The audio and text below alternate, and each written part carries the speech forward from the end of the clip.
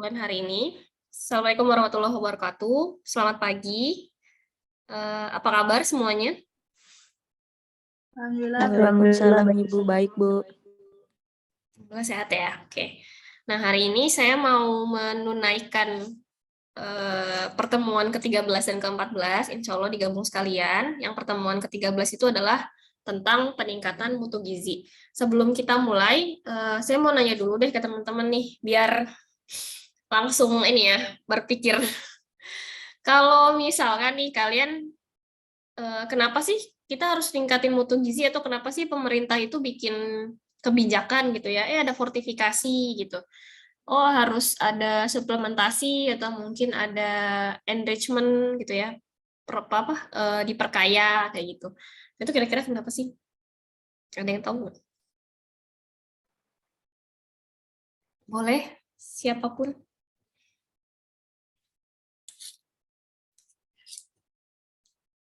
Ayo, sudah ada 59 partisipan di kelas ini.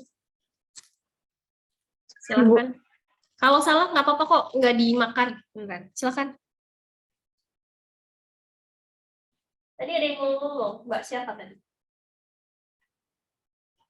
Hai Bu. Ya. Mbak Popi. Tunggu. Kalau menurut saya Ibu, peningkatan mutu gizi itu dilakukan untuk menambah nilai gizi yang ada pada suatu makanan. Terus untuk meningkatkan daya tarik juga, lebih tepatnya pada penampilannya atau meningkatkan nilai jualnya juga. Terus lebih memperkaya variasi aja Bu. Oke. Jadi tadi saya ambil kata kuncinya ya, meningkatkan nilai jual, meningkatkan penampilan agar lebih menarik gitu ya, sama meningkatkan kadar zat gizi ya. Makasih ya Mbak Rindika. Namanya sama loh sama saya. Oke, iya bener ya. Kalau misalkan nih teman-teman masak gitu kan, kira-kira masak apa tadi pagi? Telur lah, anggap telur ya. Kira-kira kalau telur itu dimasak, perubahan apa sih yang terjadi dalam telur itu gitu? Apakah kandungan gizinya tetap sama? Oke, pertama kita lihat dulu nih, telur matang sama telur mentah beda nggak? Penampakannya? Beda, oke. Beda ya, yang satunya masih lembek gitu kan. Terus kalau yang udah mateng, mostly dia udah solid atau lebih padat. Kemudian kalau dari segi zat gizi pasti ada perubahan gitu kan. Biasanya kalau protein itu kita panaskan, dia akan menjadi terdenaturasi ya. Berarti dia akan nilainya akan berkurang, bukan hilang gitu ya, hilang nggak ada sama sekali, ada tapi nilainya berkurang. Mungkin yang awalnya proteinnya ada 30, jadi sekarang mungkin hanya setengahnya atau masih ada 2/3-nya gitu ya, tergantung dari panas yang diberikan kepada telur tersebut gitu ya. Sama kayak sayur dan buah juga, ketika dia kena panas atau dia teroksidasi itu maka akan terjadi penurunan nilai zat gizi gitu ya. Makanya kenapa ada effort, ada usaha untuk meningkatkan mutu gizi itu kita karena proses pengolahan gitu ya. Jadi kata kuncinya adalah karena proses pengolahan, jadi zat gizinya itu rusak atau berkurang gitu ya. Oke, kemudian outline untuk peningkatan mutu gizi itu ada beberapa. Nanti ada kita bahas mengenai fortification, terus ada supplementation, enrichment, sama komplementari. Nah, tapi untuk komplementasi di sini sendiri, kalau teman-teman masukin kata kunci bahasa Inggris, misalkan complementary food ya, itu jatuhnya malah MPASI gitu. Jadi nanti mohon untuk tidak salah paham. Jadi komplementasi di sini dia lebih kepada saling melengkapi gitu ya. Tapi kalau misalkan kita ngomongin complementary food itu sebenarnya jatuhnya lebih ke MPASI ya. Jadi buat dede-dede bayi yang mulai umur 6 bulan dan seterusnya. Kemudian definisi mutu gizi sendiri, sebelum kita ngomongin enrichment, fortification, dan lain-lain, kita harus tahu dulu mutu pangan itu sebenarnya apa sih gitu ya. Jadi suatu bahan makanan atau suatu makanan, jadi di sini makanan itu kan termasuk dalam minuman ya, kalau dilihat dari Undang-Undang Nomor 18 Tahun 2012. Gitu. Jadi makanan itu adalah bahan pangan, minuman juga, terus juga dia bisa diperoleh dari hasil pertanian atau perikanan atau mungkin dari udara dan lain-lain gitu kan. Nah itu Mutunya atau nilai gizinya itu adalah nilainya itu ditentukan berdasarkan apakah makanan itu aman, ya kan? Kalau dia nggak aman kan berarti mutunya rendah. Terus kalau misalkan kandungan gizi, apakah kandungan gizinya di sini tergolong tinggi atau rendah, seperti itu. Kemudian standar perdagangan terhadap bahan makanan tersebut, makanan dan minuman. Jadi ketika kita mau meningkatkan mutu pangan, berarti di sini fokusnya adalah lebih ke meningkatkan kandungan gizinya dan juga keamanan pangannya, seperti itu. Kemudian untuk gizi pangan sendiri ini sudah pasti dipelajarin ya waktu ilmu gizi dasar gitu kan. Jadi ya zat apa sih yang ada dalam bahan makanan itu gitu kan. Jadi satu pangan dengan pangan yang lain itu pasti berbeda. Sama-sama telur aja, misalkan ini telur ayam ras gitu ya, yang istilahnya negeri lah, bukan kampung gitu kan. Nah, sama-sama telur negeri aja itu bisa berbeda gitu ya. Mungkin perbedaannya nggak jauh, tapi dia tetap berbeda. Sama-sama kayak apel, anggaplah apel Fuji kan. Yang satu ditanam di ketinggian 500 meter, yang satu lagi ditanam di ketinggian anggaplah misal 1000 meter gitu ya. Nah, itu kandungan gizinya bisa berbeda. Beda tempat, beda varietas itu juga bisa berbeda itu ya. Jadi dari segi zat gizi pangannya. Nah, si gizi pangan ini nanti kita ngomongin lebih banyak ke mikronutrien. Kalau untuk fortification, supplementation, enrichment gitu ya. Karena itu yang kelihatannya dari segi jumlah kecil ya, lebih kecil dibanding nilainya energi, nilainya karbohidrat, lemak sama protein. Tapi sebenarnya kalau misalkan si vitamin dan minerals ini nggak ada, karbohidrat, protein dan lemak ini jadi kurang berguna gitu ya, kurang berguna. Gini kalau kita ngomongin ke metabolisme, kan si glukosa itu ada nih, kita makan nasi atau makan kue atau apa. Untuk dalam proses penghasilan energi itu kan dia butuh vitamin dan mineral kan, untuk proses glikolisisnya, terus proses siklus Krebsnya dan lain-lain kayak gitu. Jadi tetap harus ada dan juga mereka itu sangat penting dalam proses pengaturan tubuh gitu. Jadi biasanya karena orang saking fokusnya sama makronutrien, si mikronutrien ini tuh dulunya jadi kayak diabaikan gitu. Tapi karena sekarang sudah perkembangan teknologi, informasi juga cepat gitu ya. Jadi orang udah tahu, oh ternyata stunting itu bukan cuma karena kurang energi protein loh, tapi juga karena dia defisiensi mikronutrien ya. Jadi kurang zat gizi seperti vitamin dan mineral. Nah, ini ada kalau kita ngomongin fortifikasi, udah jelas ya. Fortifikasi itu contohnya kayak fortifikasi vitamin A di minyak kelapa sawit gitu ya. Terus ada enrichment itu dia diperkaya. Kemudian ada supplementation itu penambahan. Terus ada restoration tadi yang seperti saya sampaikan di awal, kalau bahan pangan itu diolah dengan cara pemanasan atau mungkin selama proses penyimpanan pun ada kemungkinan zat gizinya itu rusak dan berkurang nilainya. Jadi dia akan kita restorasi atau kita pulihkan kembali ke jumlah asalnya seperti itu. Kemudian ada dan si keempat tadi ini itu dia termasuk ke dalam nutrification atau nutrifikasi yang fungsinya adalah untuk meningkatkan nilai gizi. Kemudian kalau menurut Codex Alimentarius, fortifikasi pangan atau enrichment ini dia sebenarnya adalah dua hal yang agak mirip gitu ya. Jadi sama-sama menambahkan zat gizi mikro pada makanan, baik itu yang dia memang sudah ada atau memang tidak ada dalam bahan pangannya gitu. Jadi nanti di sini teman-teman nggak usah terlalu pusing, kan gini ya, kayak masing-masing lembaga tuh punya definisinya masing-masing ya. Jadi kita ya udah lihat aja nih kalau misalkan menurut si Codex, fortification sama enrichment itu sama gitu ya. Tapi nanti ada lagi definisi yang lain yang membedakan antara fortifikasi dengan enrichment ini. Seperti itu.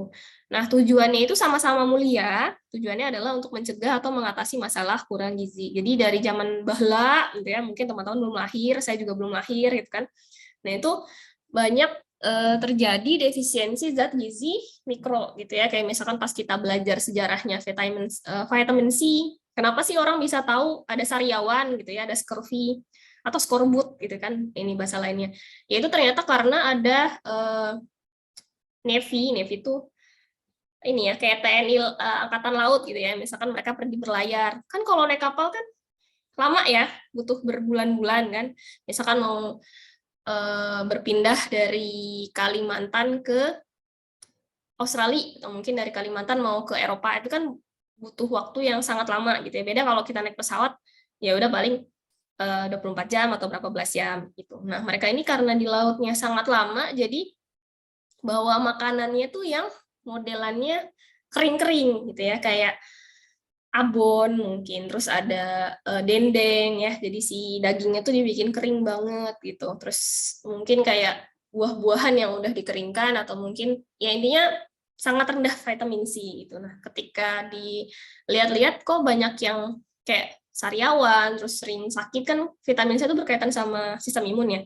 Nah, itu baru ketahuan, oh ternyata mereka ini kurang zat gizi yang namanya vitamin C gitu. Itu sejarahnya seperti itu. Terus jumlah zat gizi mikro, ya kita kembali ke fortifikasi ya. Jadi jumlah zat gizi mikro yang akan ditambahkan itu harus cukup untuk mengatasi atau menurunkan prevalensi malnutrition ketika dikonsumsi dalam jumlah normal oleh populasi yang berisiko. Jadi kalau ngomongin fortifikasi, sasarannya itu adalah general. Dia benar-benar dari mulai anak, kalau bayi kan masih ASI ya, anjurannya ASI sampai umur 6 bulan gitu. Jadi dari mulai balita sampai dia lansia itu ketika konsumsi makanan yang difortifikasi akan mendapatkan asupan zat gizi mikro yang cukup. Cukup gitu di sini nanti kita akan bahas, nggak boleh kekurangan, nggak boleh juga kelebihan ya. Kan tadi tujuannya adalah mengatasi supaya dia nggak kekurangan. Nah, kalau udah nggak kekurangan, kapan sih kita ngasihnya banyak nih, ya kan? Karena memperhitungkan, oh nanti dia disimpan, oh nanti dia didistribusi, misalkan dari Jawa ke Kalimantan atau dari Jawa ke Papua gitu. Terus tapi sasarannya tuh luas banget kan, dari mulai anak-anak sampai lansia, yang mana kalau kita lihat AKG nilainya itu sangat beragam. Jadi nanti dalam proses pengaturan di peraturan perundang-undangannya gitu ya, berapa sih angkanya, itu tuh harus memperhitungkan semua golongan ini, jadi jangan sampai kekurangan dan nggak boleh juga dia melewati upper limit gitu ya. Karena nanti kalau lewat upper limit, bahayanya adalah toksisitas. Kemudian, nah, kalau dikonsumsi dalam jumlah banyak oleh individu itu tidak akan menyebabkan toksisitas atau keracunan. Gitu ya. Jadi guideline dari WHO itu terkait dengan food fortification, si single food tuh misalkan makanan satu gitu ya, atau bahan pangan, anggaplah beras gitu. Itu bisa memperbaiki kualitas gizi makanan, namun tidak mesti sebagai satu-satunya solusi untuk mencegah defisiensi zat gizi mikro gitu. Jadi walaupun dia ada nih, kan biasanya kita fortifikasinya sama yang sering dikonsumsi. Contohnya kayak garam kan dikasih yodium itu karena memang banyak orang konsumsi garam, gitu ya. Secara general pasti konsumsi gitu. Terus kalau beras juga sama, kan karena makanan pokoknya orang Indonesia adalah beras gitu.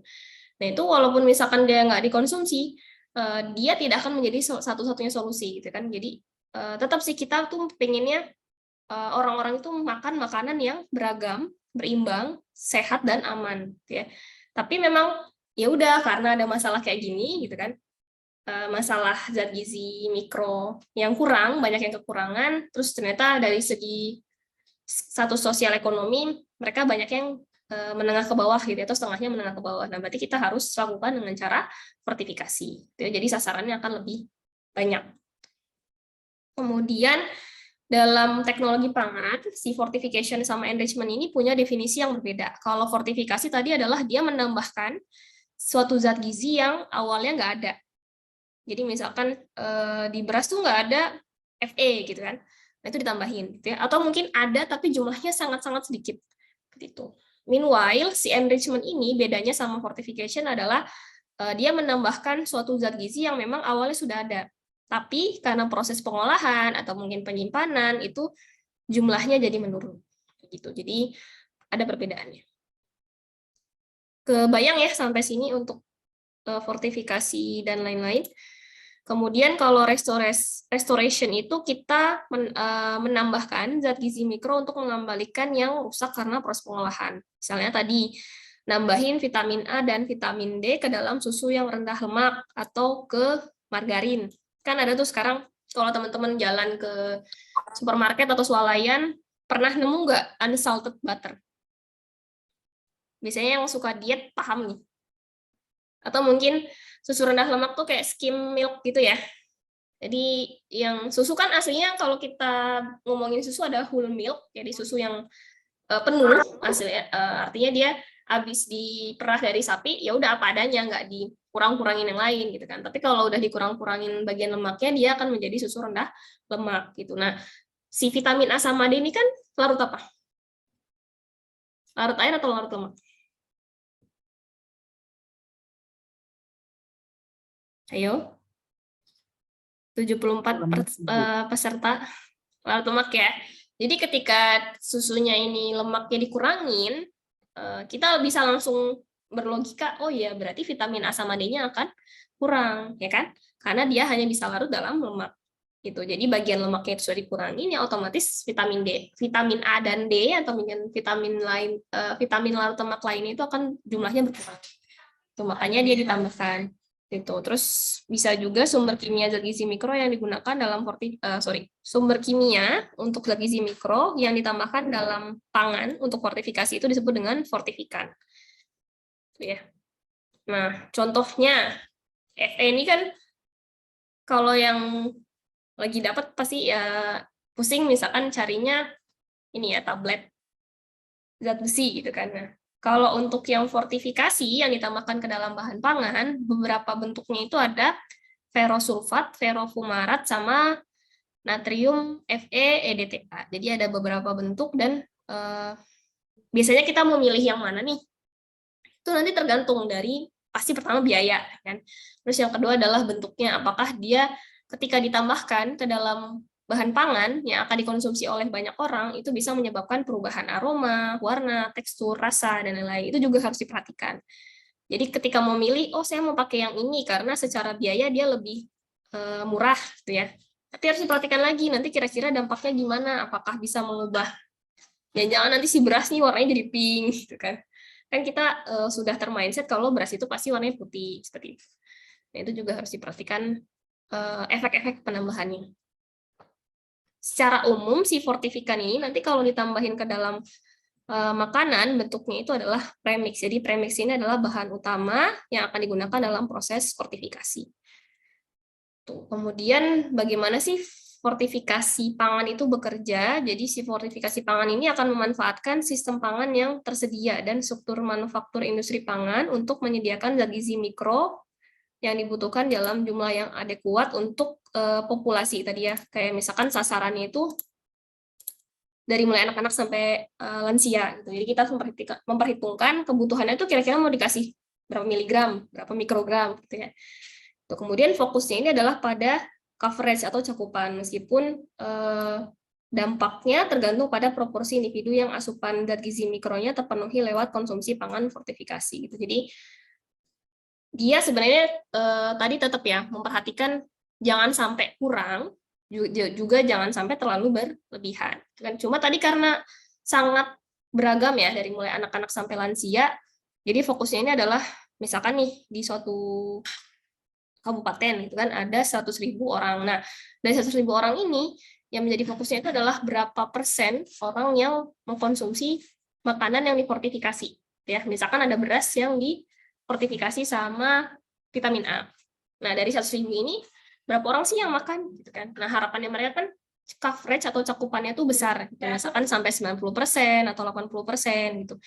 Jadi supaya tadi bisa menurunkan resiko orang-orang yang kurang vitamin A gitu. Walaupun tapi balik lagi kayak misalkan ini udah disediakan beras fortifikasi vitamin A, apakah dimakan atau enggak? Kan pertama kalau dia makan jumlahnya berapa, kan berapa kali makannya, terus cara pengolahannya bagaimana, apakah dengan pengolahan yang mereka pakai misalkan harusnya tuh dimasaknya nggak boleh lebih dari 120 derajat gitu kan, tapi ternyata lebih tinggi jadinya rusak. Nah itu kan berpengaruh juga ya sama yang masuk ke dalam tubuh kita kayak gitu. Sampai sini ada yang mau didiskusikan? Atau saya terlalu cepat? Oke, kita lanjut ya. Kemudian untuk estimasi asupan zat gizi mikro yang dari fortifikasi itu nanti ngitungnya adalah zat gizi mikro dalam makanan. Satuannya itu bisa beda-beda ya, tergantung zat gizinya.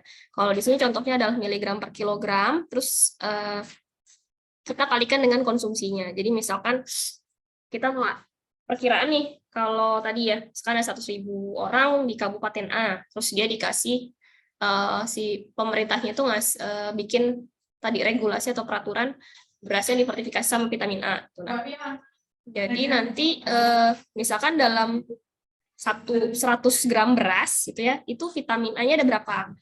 Misalkan 100 IU gitu kan. Nanti dikalikan mereka makannya itu berapa gram seperti itu. Nah, ini kan nanti ngaruh ya sama asupannya. Kalau makannya banyak ya berarti asupannya juga tinggi. Tapi kalau mereka makannya sedikit ya berarti asupannya juga akan lebih rendah gitu. Tapi tetap harus diperkirakan dari rata-rata konsumsi itu, oh ya kita bisa nih mencapai targetnya sekian persen asupannya. Gitu ya. Jadi karena tadi tujuannya adalah untuk mencegah atau menangani defisiensi zat gizi mikro. Jadi memang karena kita tidak bisa mengendalikan, kan kalau intervensi, misalkan kalian penelitian nih, oh ada orang yang, atau anak balita yang keratomalacia, dia kurang vitamin A gitu, terus kita kasih beras tadi yang difortifikasi dengan vitamin A, itu kan kita bisa kendalikan kan, kita kasih dan kita atur ya, jumlahnya berapa. Cuma karena ini dalam proses konsumsinya tuh pemerintah hanya ngasih peraturan di atas, tapi di bawahnya ya tergantung masyarakatnya lagi nih mau makan apa enggak gitu kan. Yang penting udah dikasih edukasi, oh ini kami buatkan peraturan seperti ini, nanti tergantung lagi apakah mau dikonsumsi atau tidak, seperti itu. Ya. Kemudian pasti ada variasi dari satu populasi ke populasi lain sehingga formulasinya ini tidak mesti sama. Kemudian hasilnya pun pasti akan berbeda. Baik itu dari satu populasi, misalkan kelompok lansia sama kelompok busui atau bumil, itu kan udah jelas berbeda ya dari segi fisiologis tubuhnya. Itu karena juga pasti pola konsumsinya pun berbeda. Kemudian dampaknya ini bergantung pada zat gizi mikronya, bukan pada pangan fortifikasinya. Kemudian beberapa karakteristik food vehicle. Jadi kalau kita ngomongin food vehicle, oke, saya nanya nih sebelum saya kasih tahu. Misalkan tadi ada garam yang difortifikasi sama yodium. Yang fortifikannya yang mana? Food vehicle-nya yang mana? Saya mau ngecek dulu nih, kira-kira udah connect belum sama ini? Vehicle tuh tahu nggak artinya apa? Yang ini nih.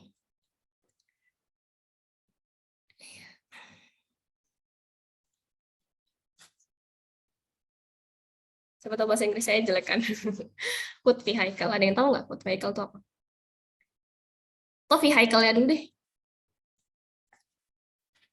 Ada? Silakan. Vehicle. Ya, pasti lagi Google Translate. Ya, benar ya, kendaraan. Oke, jadi kita balik ke pertanyaan sebelumnya. Kalau ada garam biasa nih, terus dia difortifikasi sama yodium. Nah, berarti yang fortifikannya yang mana?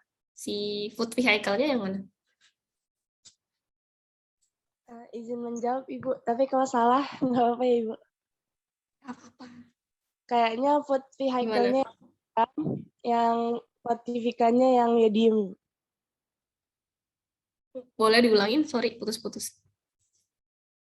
Yang food vehicle-nya itu garam, yang fortifikasinya yodium.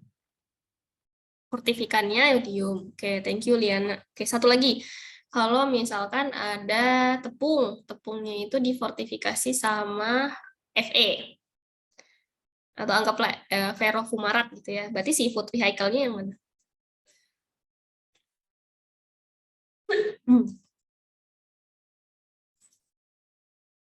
Izin menjawab, Ibu. Silakan. Food vehicle-nya tepungnya, Bu. Fortifikannya Fe.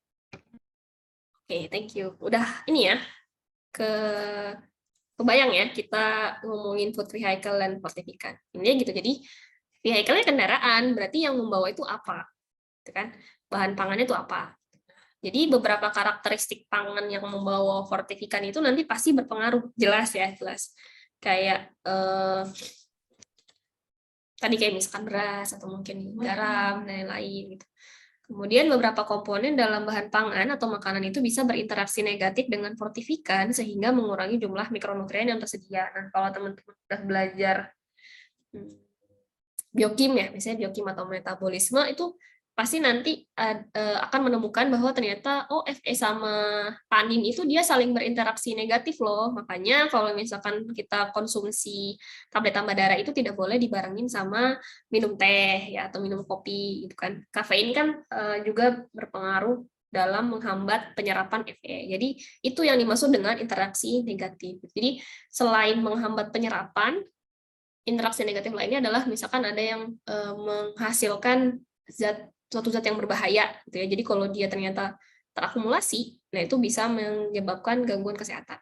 Gitu. Itu juga harus kita pahamin. Nanti kita mau nambahin ferrofumarat nih ke dalam food vehicle yang ini. Nanti kira-kira ada interaksi negatif nggak ya gitu ya. Nah itu yang harus dicek dulu sebelum menentukan mau pilih fortifikan yang mana. Atau mau milih bahan pangan mana sih yang mau dikasih zat gizi mikro tambahan gitu ya.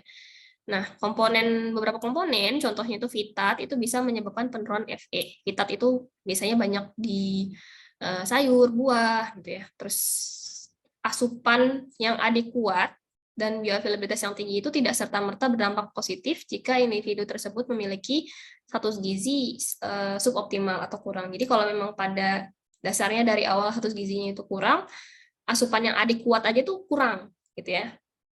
Kan asupan adekuat tuh cukup nih. Jadi kalau dia status gizinya masih kurang, sebenarnya dia harus mendapatkan yang lebih banyak lagi tadi untuk menambal yang kurang tadi kan.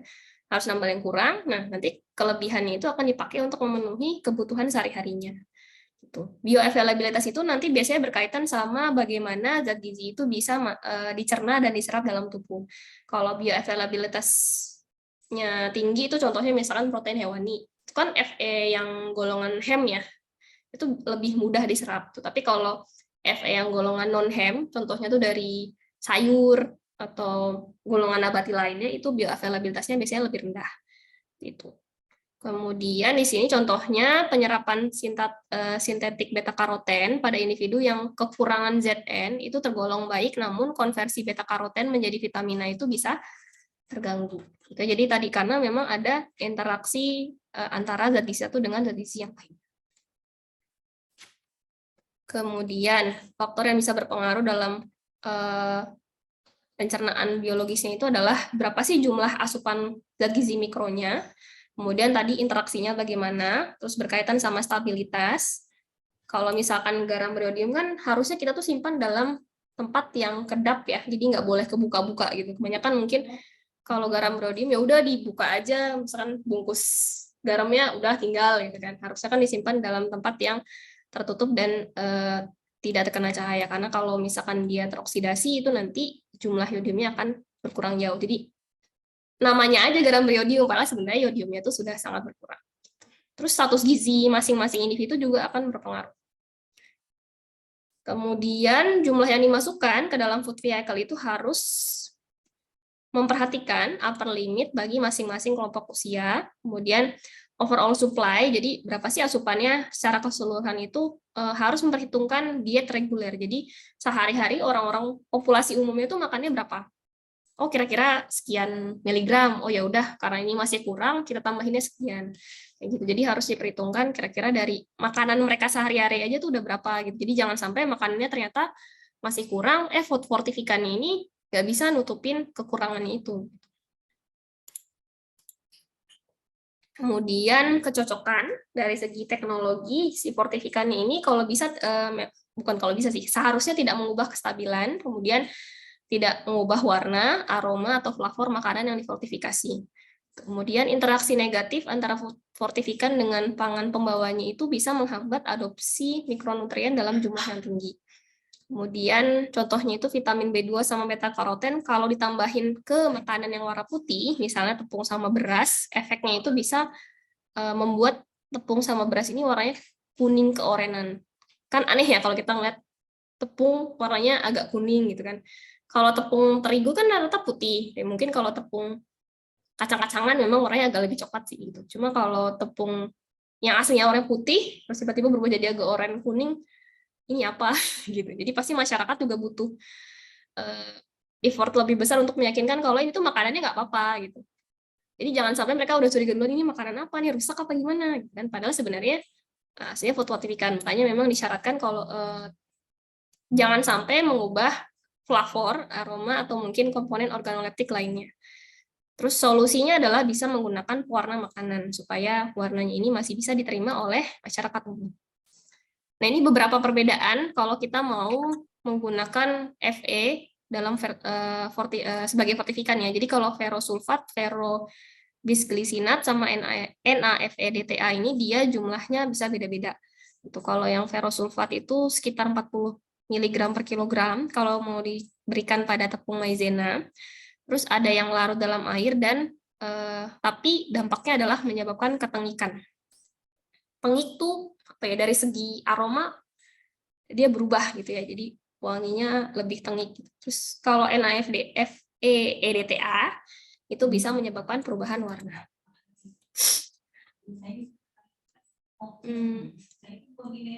Terus pemilihan jenis fortifikan itu kita harus lihat lagi bioavailabilitasnya yang mana yang lebih tinggi. Tuh, kalau misalkan yang satu lebih tinggi, yang satunya lebih rendah, pasti kita pilih yang lebih tinggi, gitu kan? Terus dilihat lagi dari segi harga, mana yang harganya lebih murah. Gitu. Karena pasti ya namanya dana kan ada keterbatasan. Itu harus dilihat lagi apakah bisa dibuat dalam jumlah yang banyak dan bisa mencapai sasaran yang lebih banyak. Gitu. Terus, nah ini ada yang namanya physical segregation. Saya mau ngasih sedikit ya. Jadi ada gula. Gula ini kan yang warnanya kotak ini ya. Gula pasir, kalau kita lihat kristalnya itu seperti ini. Ada yang menambahkan dengan vitamin A. Jadi melapisinya tuh pakai minyak. Hanya saja pada saat disimpan, ternyata si minyaknya ini ada perubahan. Jadi bukan minyak ya sih. Kan gulanya disimpan nih. Terus dia ditempelin sama vitamin A yang bentuknya kayak manik-manik itu. Nah, ternyata karena ada perubahan, misalkan karena perubahan kondisi lingkungan dan lain-lain, jadinya copot si vitamin A-nya ini yang bentuknya manik-manik itu. Nah, itu kan berarti nanti ketika dikonsumsi, jumlahnya yang harusnya tinggi, karena difortifikasi jadinya lebih rendah. Seperti itu. Kemudian, nah, di sini, ini nanti mungkin teman-teman akan melihatnya lebih banyak pada saat ekonomi pangan dan gizi ya. Jadi kayak kita mau milih ngasih yang mana nih zat gizinya antara yodium, vitamin A, atau zat besi gitu ya. Dari segi harga, kira-kira lebih murah yang mana? Untuk yodium, vitamin A, sama zat besi. Ini satuannya US dollar ya. Tapi kalau angka sih sebenarnya sama aja sih, mau satuannya apapun. Kira-kira mau pilih yang mana nih? Mana yang lebih murah, mana yang lebih mahal? Kalau EER itu adalah kayak AKG, tapi beda sama AKG. AKG kan populasi lebih banyak. Tapi kalau EER itu dia biasanya per individu, lebih spesifik lagi. Kalau US dollar per metric ton ini adalah ya berapa sih harganya per metric ton? Per ton itu harganya berapa? Kelihatan nggak yang mana yang lebih mahal dan mana yang lebih murah? Kelihatan. Oke, yang mana yang lebih murah? Yang lebih murah kalau nggak salah Bu iodin. Ya, iodin ya, karena dia cuma 0,49 US dollar. Kalau kita kaliin sama sekarang 15.000 berapa tuh? Ya 7.500 lah ya per metric ton. Harganya juga persennya lebih rendah ya, 0,25. Sementara kalau kita mau pakai zat besi itu adalah 149 US dollar per metric ton. Nah, itu dia cara mereka memilih mau pakai yang mana. Ini mestinya beda zat gizi ya, tapi kalau sama-sama satu zat gizi, kita nanti bandingin tadi misalkan si ferrofumarat, ferrosulfat, sama NaFeDTA dari segi per metric tonnya harganya berapa. Terus makanya kontribusi garam terhadap asupan zat gizi mikro ini secara proporsional akan lebih rendah karena memang harganya tadi lebih murah.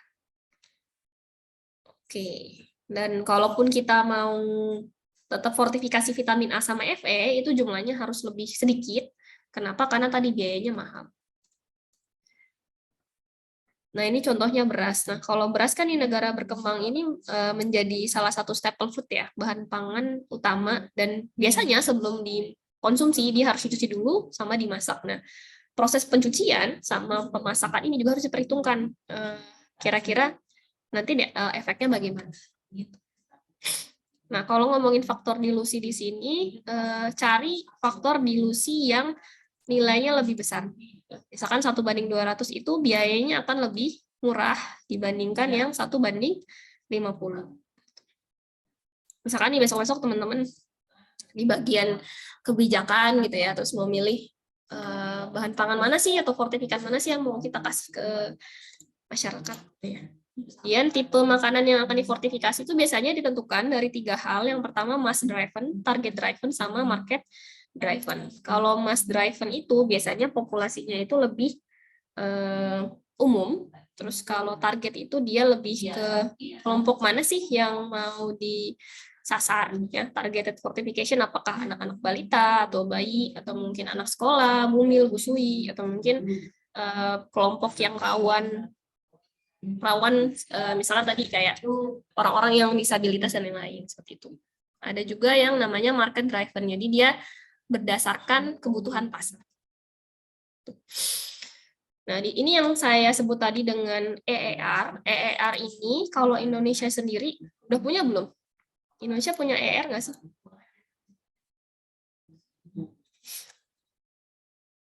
Kita punya EER nggak sih? Kalau AKG menurut kalian tuh masuknya RDA, UL, atau EER? Ini kan bahasa Inggris nih. Kalau EER itu adalah Estimated Average, R-nya ini recommended kayaknya kalau salah. Jadi jumlah rata-rata yang direkomendasikan. Kalau RDA itu adalah Recommended Daily, apa ya? Saya lupa. Kalau UL ini paling gampang. UL itu adalah upper limit. Ya, jadi batasan yang paling atas. Kalau AKG itu setara dengan mana? EER atau RDA? Kira-kira aja nih. Kira-kira. Kayaknya RDA, Ibu. Kayaknya RDA, ya bener ya. Jadi kalau AKG itu dia setara dengan RDA.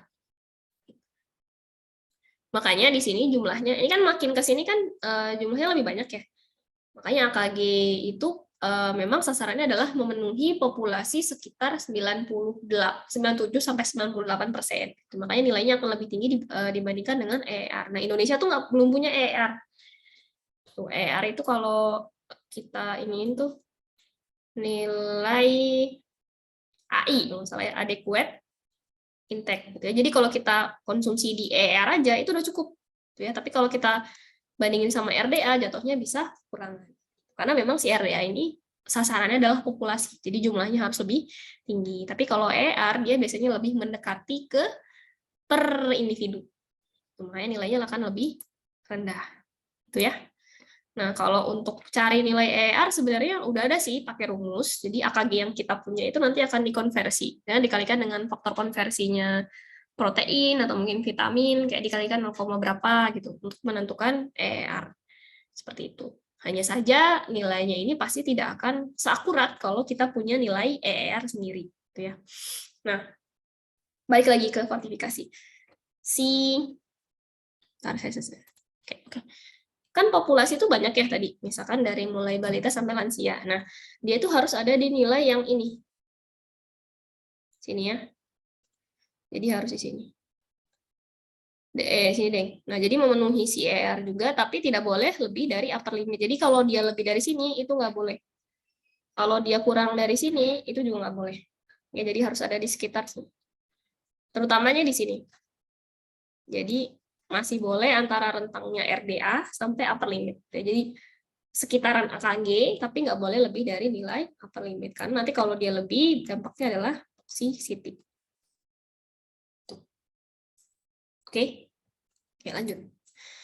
Nah, tadi yang fortifikasi massal, biasanya sifatnya itu adalah mandatori atau wajib. Tadi ya kan, memang bahan makanan pokok itu kan dikonsumsi dalam jumlah yang banyak, atau mungkin kita boleh nambahin ke dalam kondimen. Nanti harus disesuaikan juga sama asal negaranya, daerahnya, kelompok usia, kebiasaan makan, status sosial ekonominya gimana. Dan ini targeted fortification itu udah punya kelompok yang mau disasar itu yang mana sih? Apakah yang usianya muda, tengah-tengah, atau yang lebih tua. Kandungannya itu biasanya dia akan lebih rendah, ya, karena udah jelas kelompok. Oh, kita mau nyasar ke busui bumil nih, berarti nilainya segini aja, ya, nggak perlu memenuhi yang lain karena sudah jelas sasarannya yang mana, udah tertarget. Nah, pangannya itu bisa gratis atau subsidi, bisa juga dalam bentuk yang setengah mateng atau sudah diolah.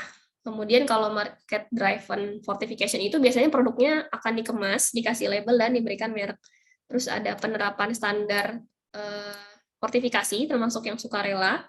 Kemudian kalau sukarela ini sebenarnya dari industrinya itu bebas mau fortifikasi atau enggak. Jadi ya terserah aja gitu. Tapi kalau misalkan yang sudah mandatori, misalkan oh kalau ada perusahaan minyak sawit, kalau kamu mau jual ke pasar, kamu harus fortifikasi. Itu kan namanya mandatori ya, udah ditetapin dari pemerintah. Terus nilainya misalkan ditambahin vitamin A-nya tuh minimal sekian, kan, maksimalnya sekian. Itu sudah ada peraturannya. Tapi kalau sukarela ya berarti istilahnya standarnya ada, bukan berarti bebas dia, suka-suka dia itu ya jumlahnya berapa enggak. Tapi kalau sukarela itu berarti tidak ada keharusan harus fortifikasi. Tapi kalau mau fortifikasi silahkan, hanya kamu harus memenuhi tadi nilai yang di rentang ini, gitu ya.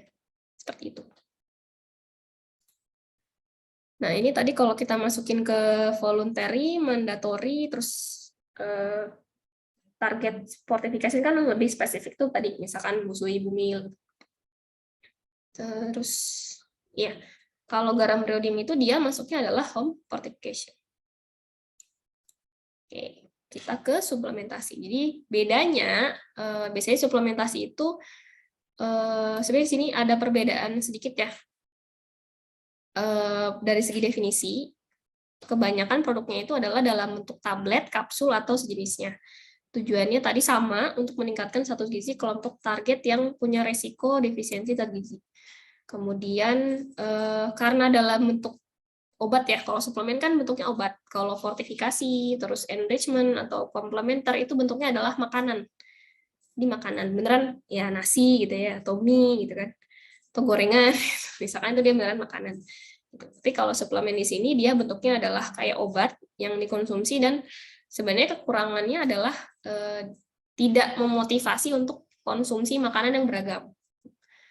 Cuma karena memang jumlahnya nih padat nih dalam satu biji tablet misalkan udah mengandung berapa persen AKG gitu kan. Jadi memang bisa mengatasi masalah zat gizi kurang dalam waktu yang cepat. Kemudian beberapa zat gizi mikro itu memang lebih baik dikonsumsi dalam bentuk suplemen. Contohnya adalah vitamin A. Seperti yang kita ketahui, suplementasi vitamin A itu efektif untuk menurunkan masalah kesehatan, misalkan tadi yang terkait dengan sistem imun, terus juga bisa menurunkan angka kematian, dan juga di antara semua suplementasi, nilainya ini yang paling cost efektif. Ya, jadi termasuk murah, terus bisa dapat banyak, terus masalahnya bisa tertangani dengan lebih baik. Gitu. Terus tipe-tipenya ada yang tablet, kapsul, cairan, ataupun bubuk. Terus di sini, ini kalau dari segi bahan makanan, jadi tadi kan ada dua ya, suplementasi ada yang obat, ada lagi suplementasi satu di sini yang bentuknya bahan makanan. Kalau bahan makanan campuran di sini, dia bisa untuk bayi atau balita. Jadi biasanya kita campurin dari apa nih? Dari ada karbohidratnya, ada proteinnya, ada lemaknya juga. Tuh, jadi sasarannya mau kemana? Misalkan ke anak usia sekolah yang KEK gitu ya, kurang energi kronik. Nanti kita campurin tuh, misalkan ada pati kimpul, terus campurin sama kacang tolo, sama misalkan minyak kedelai atau apa, terus bikin jajanan, gitu ya, itu boleh. Untuk ini BMC. Tadi sini saya mau ngasih beberapa definisi supaya nanti teman-teman nggak terlalu kaget. Oh, tapi kan suplementasinya dia di sini menurutnya begini, gitu ya. Sebenarnya memang karena banyak sih definisinya. Jadi kita pelajarin lagi semuanya. Jadi kalau udah ngomongin BMC, oh iya saya paham nih maksudnya ini. Ya. Terus kalau tablet itu biasanya dia harus di-coating atau dilapisi, karena tablet itu kan kayak tablet tambah darah yang awal-awal itu kan sangat-sangat bau, dan saya bukan sangat bau sih, baunya kurang menyenangkan. Gitu kan. Terus mungkin pas dikonsumsi itu ternyata dia bisa menyebabkan mual dan muntah. Nah ternyata sekarang sudah di-coating, pakai sugar coating, jadi kelihatannya itu lebih mengkilat ya kalau teman-teman perhatikan. Yang udah sugar coat, terus juga wangi atau aromanya itu udah tidak kayak dulu gitu ya, udah mulai bisa diterima seperti itu. Kemudian biasanya alasan di coatingnya itu adalah untuk mencegah atau mengurangi bahan aktifnya itu rusak. Jadi dilapisin, kemudian pelapisnya itu fungsinya adalah untuk menahan oksigen. Jadi kalau dia kena oksigen, Fe kan biasanya teroksidasi, gitu ya. Atau mungkin kalau dia kena udara nanti jadinya lebih lembab. Nah kalau dia lembab itu lebih cenderung untuk rusak, gitu ya. Lebih mudah untuk rusak. Kemudian menutupi dari efek total. Jadi bahan aslinya itu, misalkan dia campurannya beragam. Misalkan ada vitamin A sama mineral B, pasti campur, ternyata warna-warni gitu. Kayak total-total kan kelihatannya kurang menarik ya, jadi dilapisin supaya warnanya itu seragam. Terus sengaja diwarnain itu juga untuk membedakan antara tablet yang satu dengan tablet yang lain. Yang kelihatan bentuknya sama, terus beratnya sama, ya, tapi di coating nih, oh yang satunya mengkilat, yang satunya agak doff, gitu ya, jadi kurang mengkilat. Nah, sugar coating itu dia sampai tahun 1970-an termasuk yang terkenal gitu ya. Kalau kita lihat di sini nih, yang kelihatannya kayak mengkilat gitu, tapi sampai tahun 70 akhirnya digantikan sama film coat karena si sugar coating ini ternyata biayanya mahal dan prosesnya itu lama. Nah, di sini ya ini tadi saya karena ganti jadi hitam jadinya nggak kelihatan ya. Si tablet itu dia ada yang uncoat sama coat, terus swallowable di sini maksudnya langsung ditelan ya, kan ada tablet yang dikunyah dulu, itu yang chewable, ada juga yang langsung ditelan, terus ada yang effervescent itu, tahu nggak kalau dimasukin ke air dia langsung gitu ya, kayak gitu, jadi langsung larut seperti itu. Jadi kita ya beberapa merek gitu kan, jadi kalau dia diminum itu adalah dengan cara dilarutkan, memang sengaja tujuannya untuk dilarutkan. Nah, si effervescent itu biasanya bahannya ada sodanya, bikarbonatnya, makanya kalau iklan-iklan kan emang aslinya begitu sih. Jadi ada air, segelas air, terus nanti dimasukin kayak langsung larut gitu kan, kayak ada buih-buihnya. Nah, itu bikarbonat bahannya. Sama asam sitrat, makanya rata-rata rasanya itu lebih asin. Terus kalau chewable yang bisa dikunyah, itu biasanya ukurannya tuh bebas, nggak mesti yang sekecil ukuran. Ya udah saya makan tadi. Soalnya tablet kan, kapsul kan segini ya, yang bisa ditelan gitu. Kalau terlalu besar kan nggak bisa, susah masukkan. Jadi kalau chewable tuh yang penting bisa dikunyah, dari segi tekstur dia tidak terlalu keras. Terus juga biasanya mengandung dextrosa atau polyol. Jadi ini golongan-golongan pemanis buatan ya. Terus biasanya itu yang chewable itu dia mengandung kalsium sama vitamin C. Jadi kayak yang gummy, bentuknya kayak yupi yang kenyal-kenyal gitu ya buat anak-anak. Karena kalau anak-anak kan susah buat nelen nih. Ya udah dikasih multivitaminnya adalah bentuk yang chewable. Terus ada beberapa yang kalau swallowable itu dia ada yang sugar coat, film coat tadi yang udah saya bahas di depan, terus ada yang sustain release. Jadi dia release atau apa ya? Pelepasan dalam saluran cerna itu agak slow ya, pelan-pelan. Jadi tujuannya mau kemana? Oh, saya mau ke saluran cerna bagian ileum ya. Jadi memang udah diatur nih, oh dia nanti masuk ke ileumnya sekian jam, diaturnya nanti makannya setelah makan atau sebelum makan gitu. Terus kalau entrecot itu dia dilapisin, sebenarnya ini agak mirip, cuma beda kalau si sustain release itu lebih lama, kalau si entrecot itu supaya masuk ke bagian saluran cerna. Itu kalau multi layer ini dia untuk vitamin, mineral, probiotik atau prebiotik. Oke, saya mau nanya, kalau yang isinya bakteri itu pro atau prebiotik? Ada yang tahu? Kalau yang isinya bakteri itu pre atau pro? Probiotik. Iya, silahkan. Jangan takut salah ya. Ya, yuk, siapa? Pro atau pre? Insya Allah, Pro. Ya benar, insya Allah pro. Ini Sarah kayaknya mau ngomong sih, tapi ragu-ragu ya. Takut gitu. Sebenarnya nggak apa-apa, ngomong aja. Ya benar ya, yang isinya bakteri itu adalah probiotik. Jadi kayak misalkan kayak golongannya Lactobacillus casei atau Bifidobacterium longum dan yang lain gitu ya. Jadi kan biasanya kalau saya tuh adalah golongan orang yang percaya ketika saya diare, saya harus minum minuman yang fermented atau yang mengandung probiotik. Kenapa? Karena saya percaya ketika kita konsumsi probiotik itu si probiotik itu akan masuk ke saluran cerna dan dia akan melawan si Escherichia coli dan bakteri patogen lainnya, gitu ya. Jadi kayak misalkan saya minum, sebutlah salah satu merek yang awalnya Y, gitu ya, belakangnya T. Nah itu orang-orang kayak, bukannya malah makin diare? Enggak, di sana tidak begitu. Jadi karena dia kan mengandung probiotik kan, ya si probiotik itu kalau kita minum ya dia masuk terus dia akan melawan si bakteri patogen tadi. Gitu. Jadi makanya saya bisa sembuh. Jadi kalau mikir malah makin diare itu sebenarnya ada suatu konsep yang kurang benar, gitu ya. Jadi itu kalau diare obatnya adalah konsumsi makanan atau minuman yang mengandung probiotik. Bukan cuma minuman yang tadi ya, sebenarnya ada makanan-makanan lain yang kayak difermentasi yang asli Indonesia dan ada probiotiknya. Cuma memang biasanya orang-orang jarang konsumsi itu karena entah belum tahu atau memang belum mau cari tahu. Oke.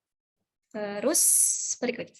Kapsul ini biasanya bisa digunakan untuk dalam bentuk bubuk, minyak, atau pasta, atau oil-based suspension. Jadi, kapsul itu biasanya kita bedain sama tablet. Tablet itu kan keras. Jadi kalau mau dipukul, ya dia keras banget. Gitu. Tapi kalau kapsul itu biasanya yang si bungkus luarnya itu dia lebih lunak ya. Entah bahannya itu dari gelatin, atau dari soft gel, atau ada juga yang hard agak keras gitu ya. Tapi kalau dalamnya itu biasanya ada powdernya. Terus di sini ada yang soft kapsul sama hard kapsul. Saya ada yang non gelatin, pakai gelatin. Kalau yang chewable tadi sama ya, kurang lebih dia bisa dikunyah. Terus ada yang isinya oil only, sama ada yang ada yang bahannya hanya minyak saja. Terus ada juga yang oil and solid. Soalnya ini tekpang jadi harus belajarnya sampai ke situ. Terus kalau liquid supplementation itu biasanya dia untuk anak-anak, kan kalau anak-anak tadi ya susah untuk ngunyah. Terus mungkin ada juga orang dewasa yang sampai usia dewasanya masih susah nelen obat ya. Nah itu bisa konsumsi suplemen yang bentuknya liquid. Itu kayak misalkan ada teman saya, dia kesulitan untuk konsumsi tablet tambah darah. Itu kan misalkan pas lagi menstruasi terus atau sebelumnya gitu kan agak pusing atau butuh asupan Fe. Nah, karena nggak bisa ngunyah, akhirnya dia cari alternatif lain yang bentuknya effervescent. Gitu. Karena saya di sini bukan tukang obat, jadi kalian tinggal cari sendiri lah. Ya, kira-kira bentuk tablet Fe yang effervescent itu apa? Nah, itu sebenarnya udah banyak sih dijualin. Pilih aja mau yang mana. Nggak cuma si Fe doang sih, tapi ada juga suplemen-suplemen suplemen vitamin dan mineral lain yang misalkan chewable tadi atau mungkin ya effervescent. Gitu. Tergantung kitanya mau cari tahu atau enggak, ya kan? Tuh, terus bisa base-nya itu sirup atau cairan, emulsi atau oil. Terus, nah tapi kalau sirup di sini karena kan dia gula ya, banyakkan glukosanya. Kalau misalkan kita tidak mempertimbangkan persentase AW-nya dan lain-lain, itu bisa menjadi suatu tempat yang sangat baik untuk berkembangnya bakteri. Jadi harus dilihat apakah jangan sampai nih kita mau ngasih vitamin sama mineral, base-nya sirup, tapi ternyata tempat berkembangnya baiknya bakteri, jadi kamu mau ngasih obat atau mau ngasih racun gitu ya. Nah itu harus pertimbangan juga. Makanya nanti harus dilihat apakah dia stabil atau tidak. Jadi salah satu uji yang penting adalah daya simpan. Kemudian harus dilihat juga vitamin C itu termasuk rentan rusak pada media cairan dan kalau ada oksigen. Jadi biasanya dikasihnya yang kering, terus dia kedap udara dan kedap cahaya juga ya. Terus kalau bubuk, nah di sini ada juga kan suplemen yang bentuknya bubuk. Dia tuh biasanya konsentrat, bisa ditambahin ke air atau ke jus buah. Nah, beberapa masalah yang mungkin muncul adalah ketika dia pencampuran bahan-bahannya nih, mau bikin suplemen bubuk, itu bisa jadi dia pasti campur nggak homogen. Jadi kayak ada yang, pernah nggak sih kalian bikin adonan tepung mau goreng pisang nih, kan? Tapi masih ada bulir-bulir tepungnya yang nggak rata semua. Nah itu bisa jadi pas proses bikin powdernya, itu dia nggak rata. Kemudian pas disimpan ternyata nggak stabil. Bentar.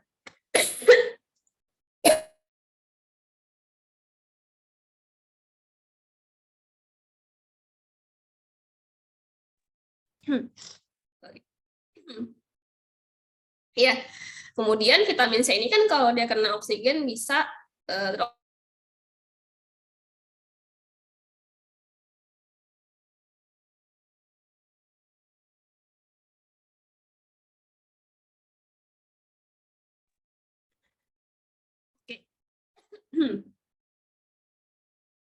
Oke, solusinya adalah kadar udara atau oksigen.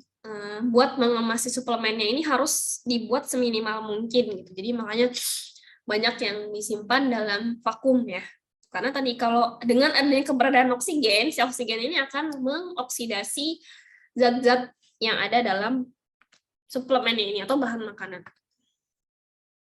Makanya kalau kalian lihat ada di video-video mau packing nih, mau orang jualan online kan rata-rata banyak yang divakum ya tadi, supaya dia bisa menambah masa simpan, salah satunya. Terus, saya cepatin aja, ada enrichment. Enrichment ini dia adalah memperkaya. Jadi tadi misalkan awalnya udah hilang, terus ditambahin supaya jumlahnya ada lagi. Gitu. Terus, komplementer atau komplementasi di sini contohnya adalah kita tuh mensubstitusi atau menggantikan bukan, komplementasi itu dia saling mengisi atau melengkapi. Contohnya di sini adalah nasi dengan tempe. Kenapa? Karena dari segi asam amino, si nasi itu dia tinggi metionin sama sistein, tapi lisinnya rendah. Sementara tempe itu metionin sisinnya rendah, tapi dia lisinnya tinggi. Jadi kayak, saya punya barang A, tapi saya nggak punya B. Satunya lagi, saya punya B, tapi saya nggak punya A. Ya udah kita saling melengkapi aja ya. Kurang lebih seperti itu untuk komplementasi. Sebenarnya ini cuma contoh yang paling gampang dan paling murah ya kalau menurut saya. Jadi teman-teman nanti bisa cari lagi kira-kira pasangan apa sih dari bahan pangan yang bisa dikomplementer. Terus ini beberapa perbedaan. Jadi kalau untuk si fortifikasi itu sasarannya adalah umum. Terus kalau suplementasi biasanya udah ada kelompok tertentu yang rawan pangan. Misalkan remaja putri nih rawan kurang Fe gitu ya. Terus kalau enrichment itu dia lebih umum, sama komplementer itu biasanya juga umum, tapi komplementer tidak akan diberikan pada bayi yang umurnya belum 6 bulan. Terus efektivitasnya itu juga beda-beda, ada yang jangka panjang sama ada yang menengah ke panjang. Jadi harus dikonsumsi dulu dalam durasi yang lumayan lama untuk bisa memberikan efek. Nggak bisa hari ini langsung balik gitu ya, khususnya nggak bisa. Jadi memang harus pelan-pelan atau bertahap. Kemudian dari segi sukarela itu biasanya fortifikasi itu tidak fortifikasi enrichment sama komplementer itu tidak memerlukan kerjasama yang intensif. Jadi kalau fortifikasi terutama itu udah ada standarnya, ya udah ada peraturan. Kalau suplementasi itu biasanya perlu motivasi yang berkelanjutan dari partisipan. Nah, si partisipan ini itu biasanya adalah industri pangan. Tujuannya sama ya, sama-sama mau mengatasi defisiensi gizi, tapi ada yang awalnya udah ada, tapi rusak karena proses, terus kita mau naikin lagi kadarnya. Atau memang dari awal dia nggak ada sama sekali, tapi kita mau ada ini. Nah, itu bisa. Gitu. Oke, itu aja mungkin untuk yang slide ke-13, slide ke-13. Pertemuan ke-13, saya mau langsung lagi ke pertemuan 14. Ada yang mau nanya kah? Silahkan. Tunggu. Wait, I will charge my laptop first. Ya, ada yang mau nanya? Kalau nggak ada, saya langsung kebut ke organoleptik. Adakah yang mau bertanya?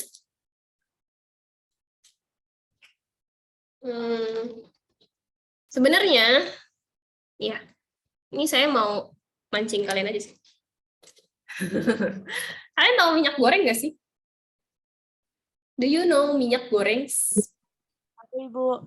Ya, pastilah. Siapa sih orang Indonesia yang nggak pernah konsumsi minyak goreng? Kayaknya nggak ada lah ya. Oke. Tahu kelapa sawit yang rumahnya dekat perkebunan atau yang orang tuanya juragan kelapa sawit pasti tahu. Oke, tahu red palm oil? Kan palm itu kan sawit ya, oil kan minyak, jadi minyak kelapa sawitnya. Tahu nggak kalau minyak kelapa sawit pertama kali dibikin tuh warnanya apa? Iya ngomong aja, on mic aja kali. Nyalain aja. Jangan takut lah. Ayo Sarah, terus siapa lagi nih? Ini kayak yang lain-lain ini pada tahu, tapi entah apa, saya tidak tahu kenapa kalian takut. Emang saya pernah gigit orang? Ya, warnanya apa guys? Merah, Bu. Oren kamu. Yes, benar. Ya, merah keorenan ya. Dia biasanya seperti itu. Why? Because palm oil is source of vitamin A. Terus apa yang terjadi? Kenapa yang dijual warnanya kuning? Ya, jadi kalau kita menggunakan palm oil as it is, as red palm oil, the food that we fried with red palm oil will be reddish ya. Jadi kalau misalkan kalian juragan nih atau kan punya teman yang punya kelapa sawit terus baru diekstrak gitu ya. Nah, si red palm oil ini kalau dipakai buat goreng sesuatu, anggaplah kerupuk gitu ya. Dan kerupuknya ini bakalan warna merah gitu. Nah, tadi baik lagi. Jadi karena konsumen ini kan terutama yang udah dewasa atau mungkin anak-anak tuh udah belajar gitu ya. Oh, kalau kerupuk tuh rata-rata warnanya putih atau kuning gitu kan, atau coklat gitu. Nggak ada kerupuk yang warnanya merah. Kecuali kerupuk ya emang dibikin merah gitu ya, yang dikasih warna merah. Tapi kayak bentuk normalnya itu dia warnanya merah gitu. Bentuk normalnya warnanya putih atau kuningan ya kan. Nggak ada yang warnanya merah. Tapi karena pas dimasukin ke red palm oil dia warnanya merah, jadi akhirnya perusahaan-perusahaan itu melakukan lah yang namanya saya lupa sih istilahnya apa, tapi ininya yang warna merah tadi si vitamin A itu diambil. Terus karena ada peraturan untuk fortifikasi vitamin A ke dalam minyak sawit, jadi ditambahkan lagi lah vitamin A. Gitu ya, saudara-saudara. Jadi ini sebenarnya terserah dari kalian mau tim yang pro dan kontra. Jadi serah aja sih. Jadi saya cuma mau mengganggu hidup kalian aja supaya kalian lebih kepo. Kok bisa sih? Kenapa sih? Karena dosen-dosen di kampus saya, ya tim yang pro ya, karena kayak mendukung ya, karena memang tadi balik lagi kan konsumen tuh udah punya nih kebiasaan seperti ini. Kan habit orang tuh susah diubah ya, apalagi dari Sabang sampai Merauke ya Allah banyak banget nih manusia gitu kan. Jadi daripada kita ini ya udah kita menyesuaikan aja. Yang penting masalah KVA-nya itu teratasi. Cuma nanti kalian carilah sendiri, gitu. Biar agak seru nih. Oke, kita lanjut ke uji organoleptik. Kalian kalau uji organoleptik udah pernah belum sih sebelumnya?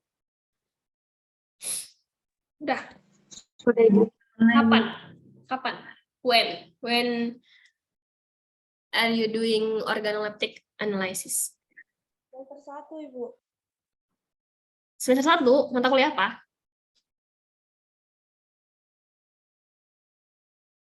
Ilmu pangan.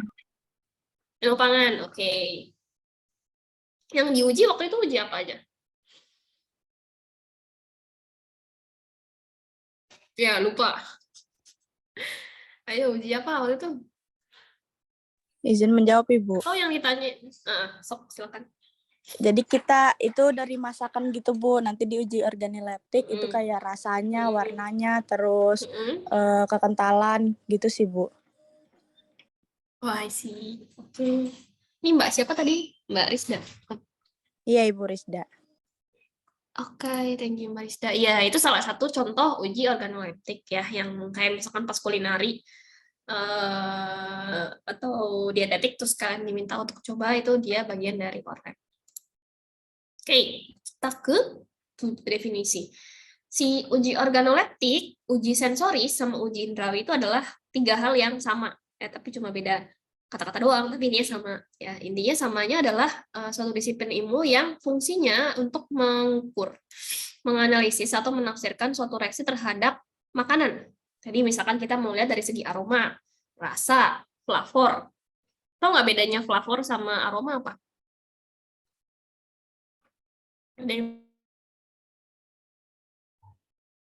Izin jawab, Ibu. Iya, silakan.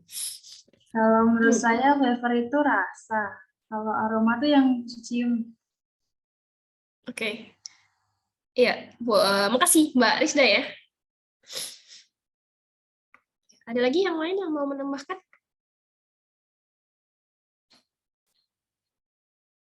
Ada lagi kah? Ayo, tidak perlu takut. Saya tidak akan menggigit orang. Ada? Oke. Kita punya indera berapa sih? Yang normal ya, bukan orang yang super power kan. 5 kan?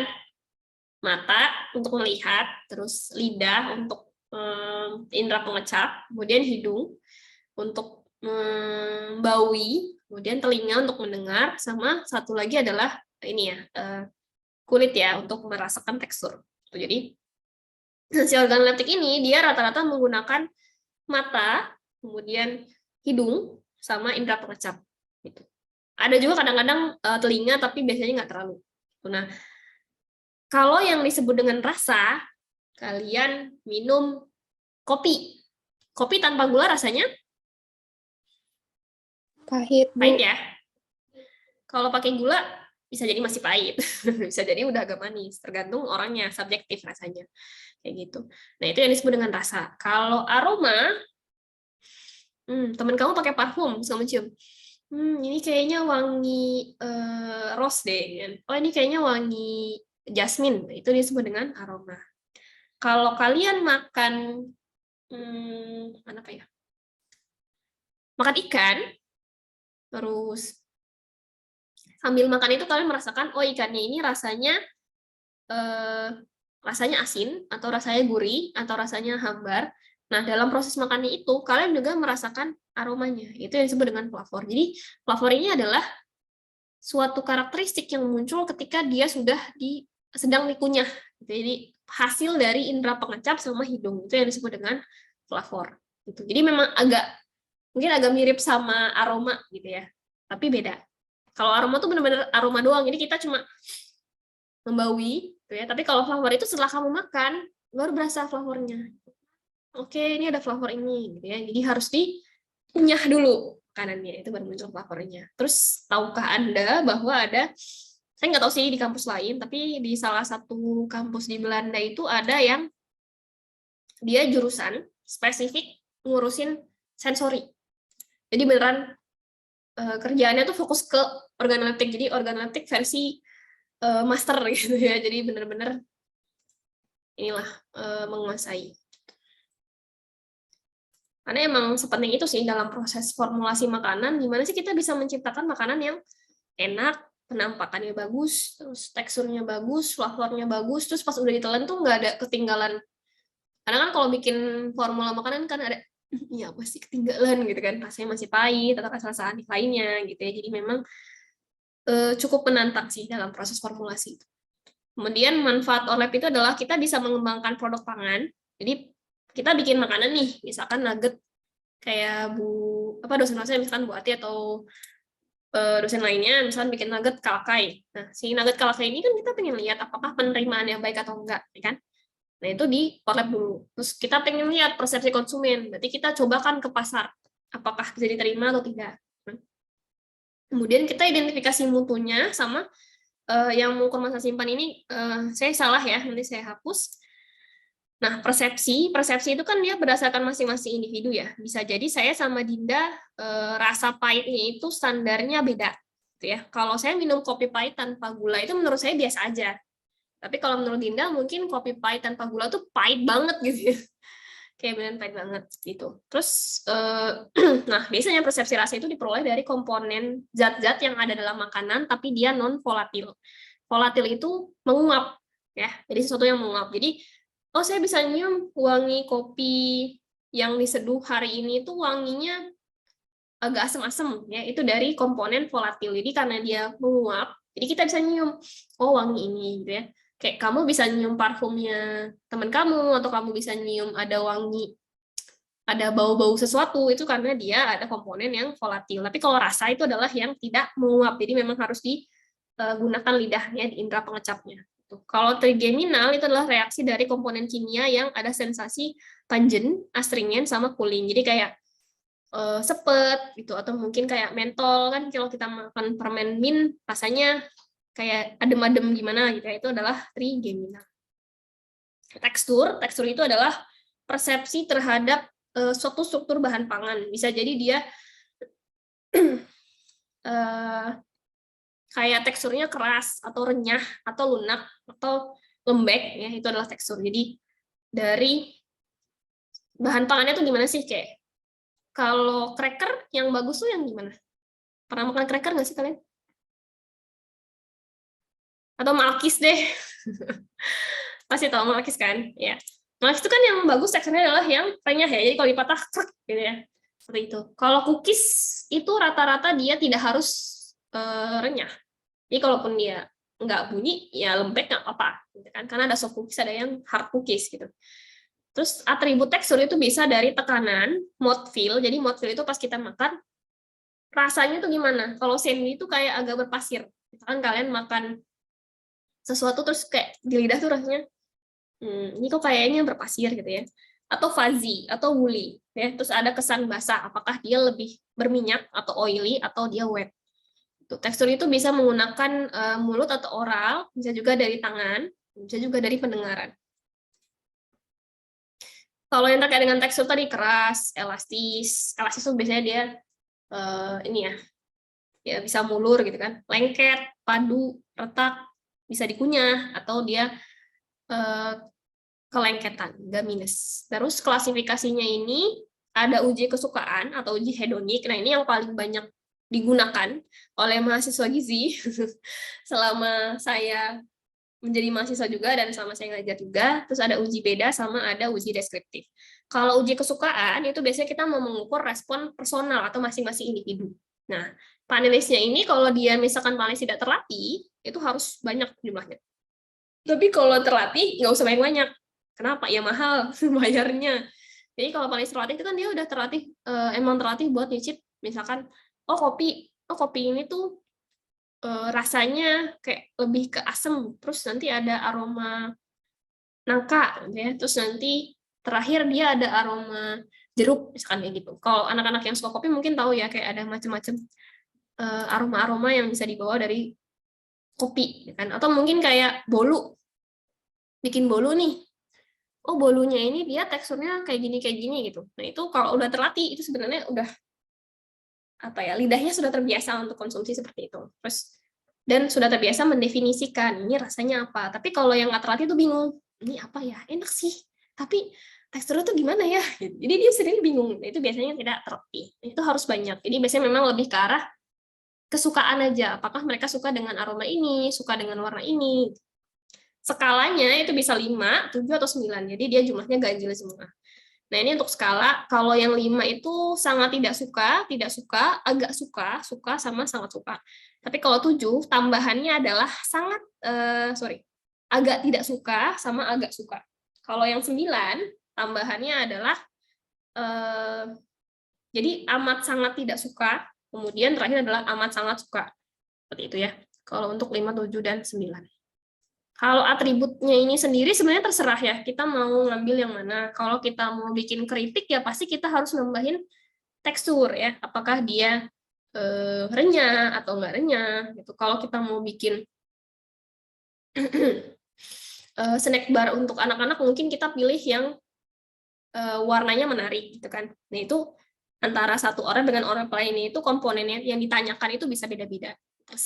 Tergantung tujuannya apa. Kita mau menemukan produk terpilihnya ini yang bagaimana. Oh, saya pengen yang penampakannya cantik, yang aromanya menarik. Kalau dari segi rasa ya udahlah nggak apa-apa, bebas gitu ya. Jadi rasanya itu tidak akan dipertimbangkan. Tapi kebanyakan kalau orang uji OLEP itu pasti ada komponen rasa. Itu biasanya nggak ada tuh mungkin nanti aftertaste atau mungkin tekstur tuh kadang ada, kadang enggak. Ya. Jadi tergantung lagi dari tujuannya. Masalah dalam uji kesukaan itu bisa berupa deviasi. Deviasi di sini adalah penyimpangan. Jadi kayak misalkan nih teman-teman ngukur Ukur apa ya? Enaknya ukur apa?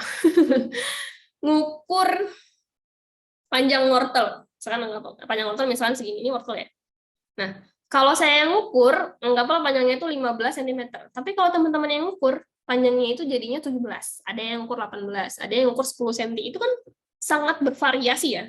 Deviasinya itu terlalu lebar gitu. Ini sebenarnya nilainya berapa gitu ya, kita bingung. Jadi dalam suatu pengukuran yang diharapkan itu adalah nilai deviasinya tuh rendah. Ya, kalau bisa tuh 0,00 kalau bisa, tapi kalau nggak bisa ya 0, berapa gitu, atau mungkin 1, yang pasti deviasinya ini tidak lebih besar daripada nilai depannya.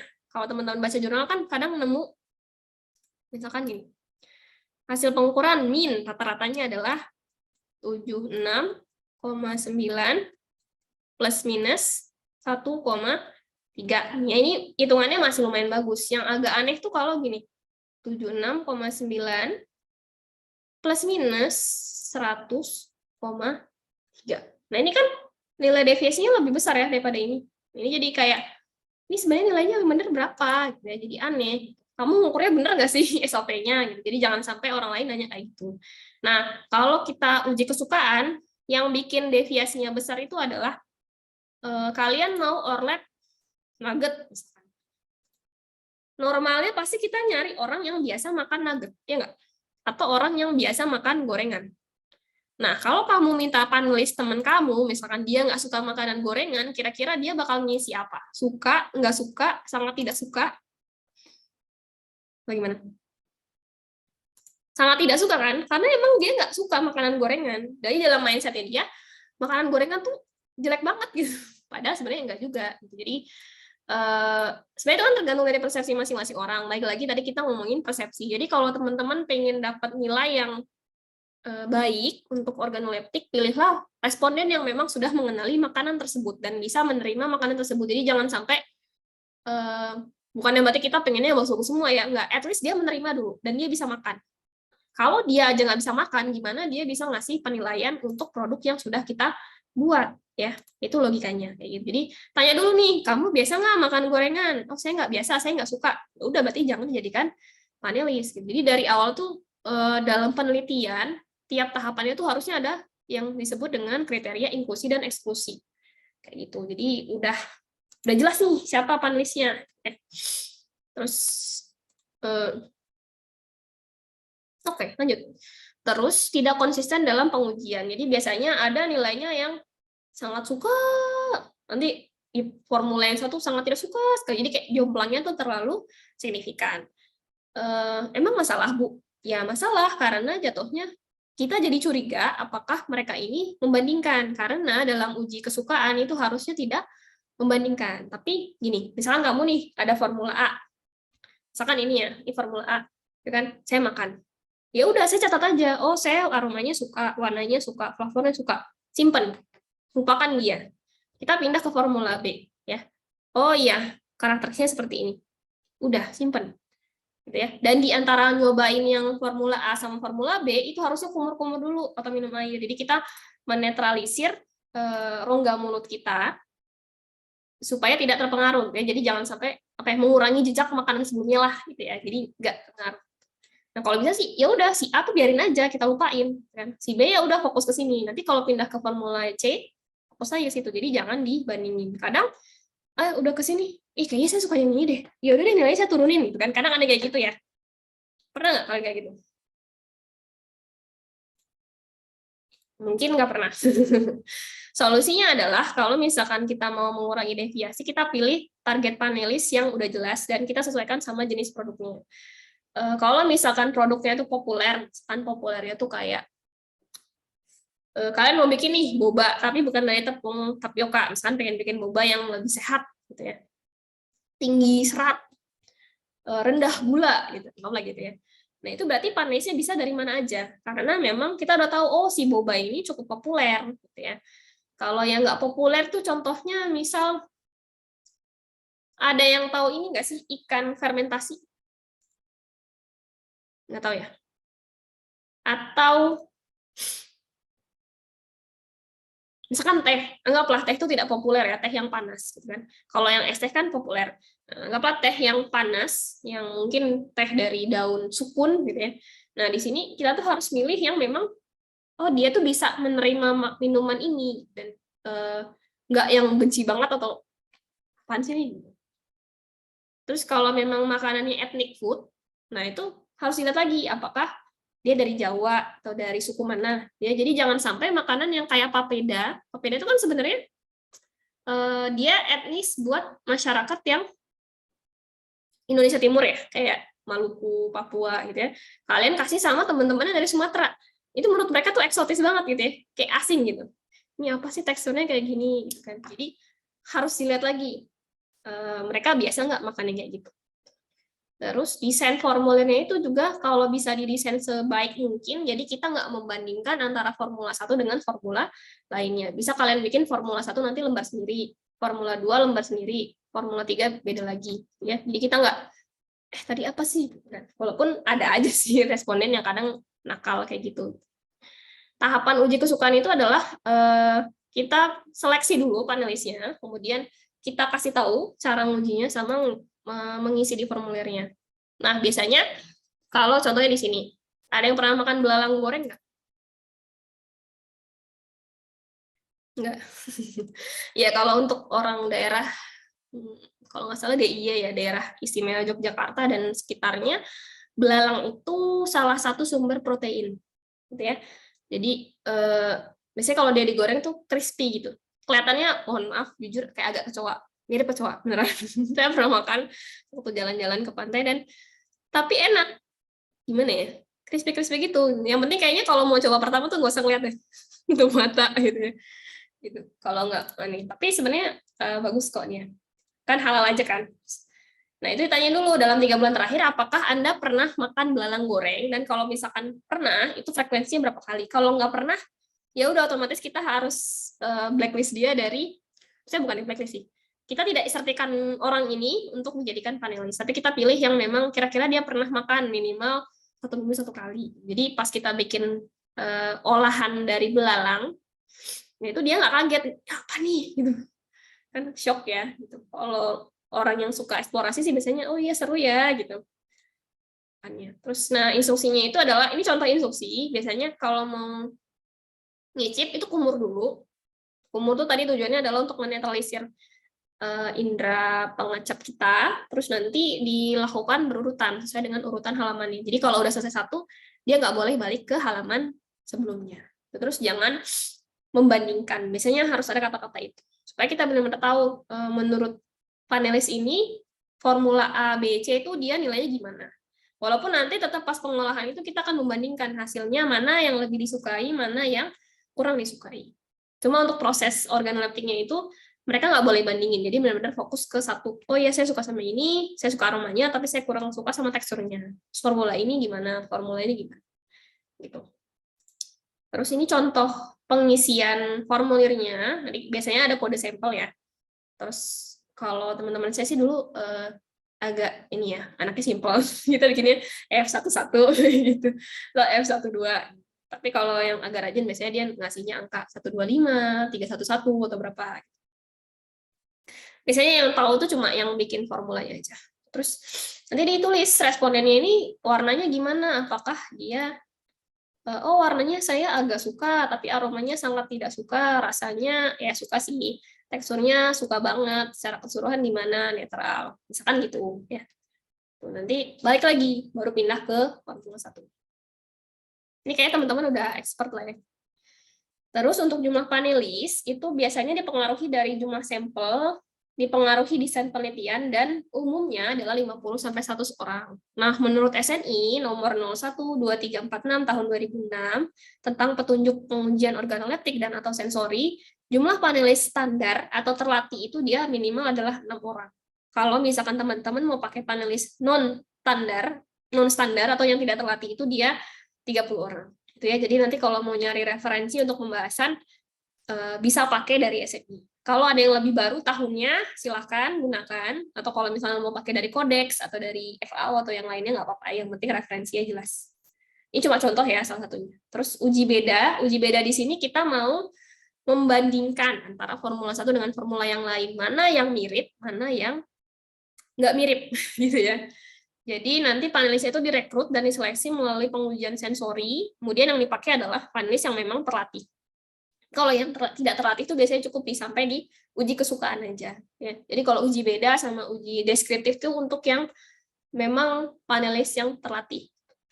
Terus bisa juga untuk uji threshold, untuk mengukur ambang batas atau konsentrasi suatu komponen, itu bisa dirasain nggak sih sama orang. Karena kan kalau kita nambahin Fe dalam jumlah sekian, itu bisa keciuman ya, bau, oh ini bau besi, oh ini rasa besi. Nah, kalau untuk yang terlatih itu dia udah peka lah, lidahnya lebih peka sama unsur-unsur kayak gitu. Kemudian ini ada beberapa jenis uji beda, ada triangle, ada constant reference duo trio, terus ada balance reference duo trio, ada pair comparison, sama stem different. Kalau triangle itu dia milih sampel yang beda yang mana. Kalau duo trio,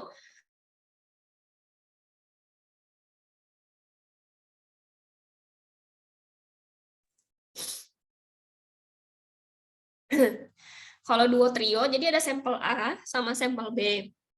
Tapi kita nggak tahu kalau itu dia A sama B. Cuma dikasih kode, misalkan 1, 2, 3, 4, 5, 6 gitu ya. Terus ada referensi A. Referensi A itu adalah makanan A gitu ya. Jadi kita mau disuruh milih kira-kira antara A sama B ini, antara 1, 2, 3 sama 4, 5, 6 ini mana sih yang sebenarnya karakteristiknya sama kayak makanan A gitu ya.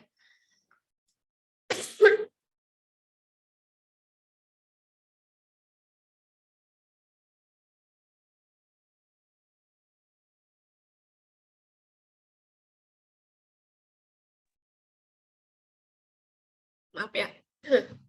Contohnya di sini. Nah, ini triangle.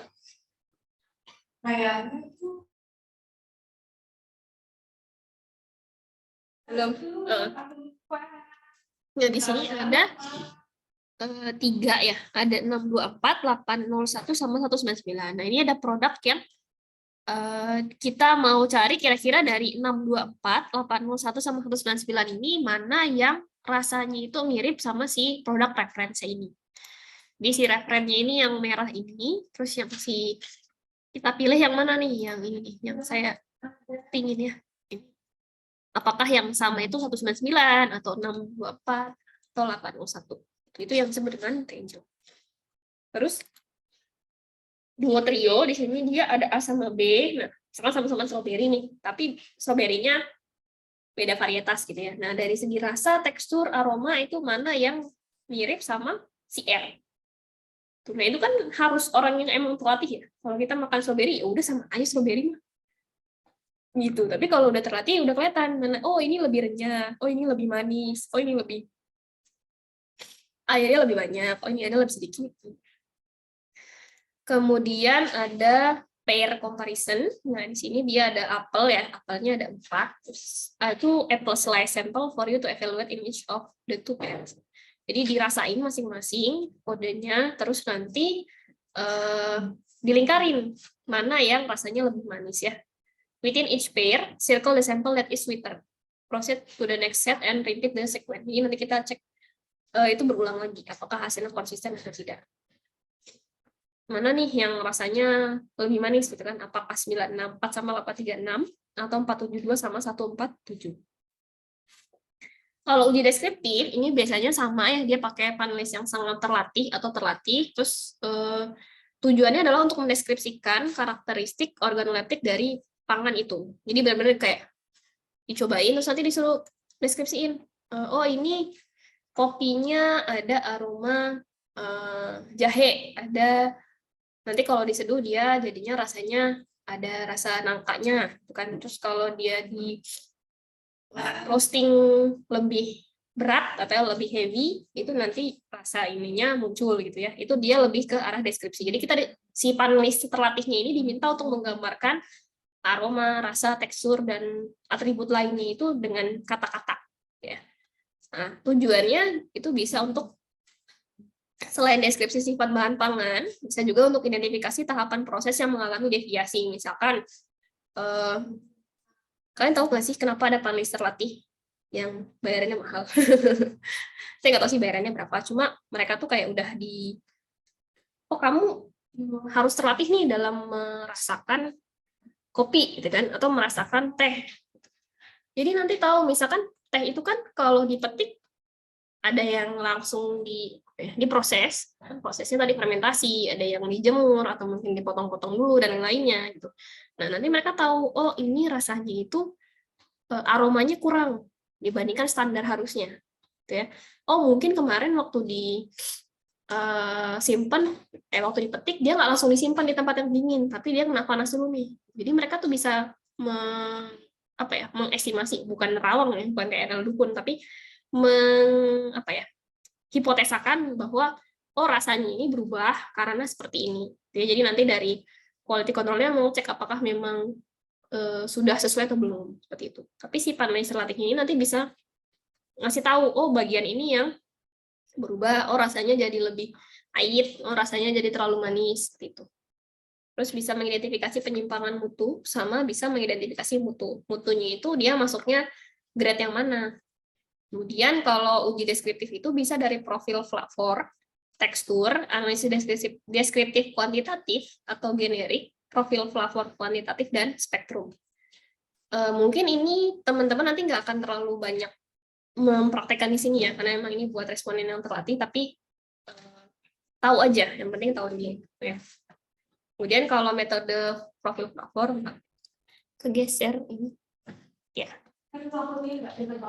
Nah, contohnya metode profil flavor itu adalah metode yang kualitatif. Jadi calon panelisnya dilatih selama 2-3 minggu, terus orangnya sekitar 4-6, dan pakai skala. Terus contohnya itu kalau flavor kopi, nanti dilihat apakah ada flavornya, sangat rendah, rendah, sedang, atau tinggi. Tetap ada skalanya, cuma kayaknya lebih intensif sih untuk proses pelatihan. Udah, itu aja untuk uji kesukaan. Adakah yang mau berdiskusi? Masih ada sampai 3 menit ke depan. Silakan kalau ada yang mau nanya. Tunggu. Ya, ini yang belum on cam kemana ya? Apakah tertidur?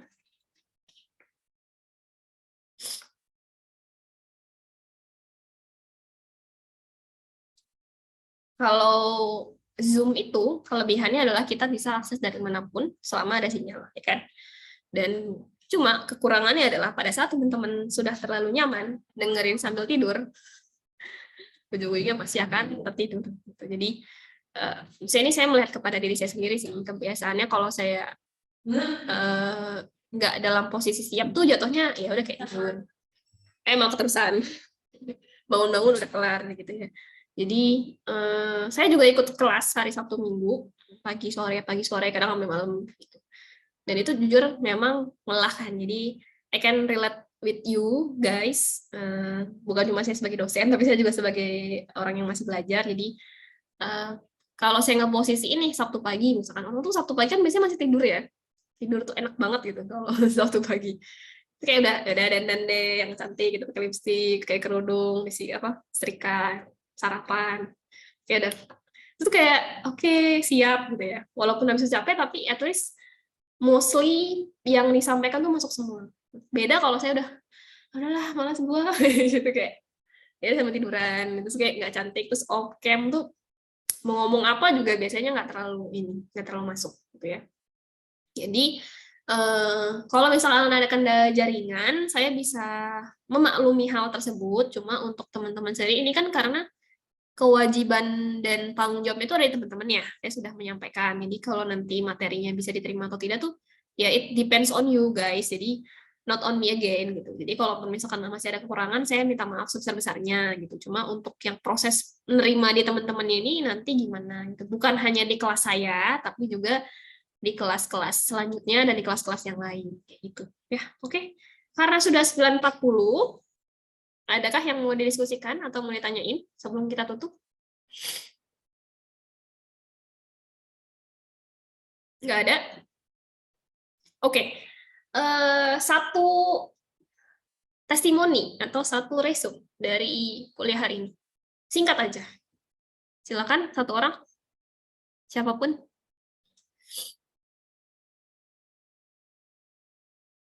Apa lesson learn-nya dari fortifikasi dan uji organoleptik? Ayolah, satu aja yang nyangkut, satu kalimat aja. Nggak usah panjang-panjang. Oke, silahkan, ayo. Ya, ingat aja Ibu. Tadi yang dijelaskan itu tentang food physical sama fortifikan.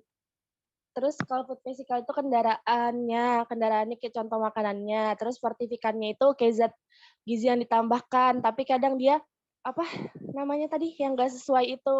Kayak misalnya tablet tambah darah sama teh itu kan nggak boleh dikonsumsi berbarengan. Nah itu contohnya tadi.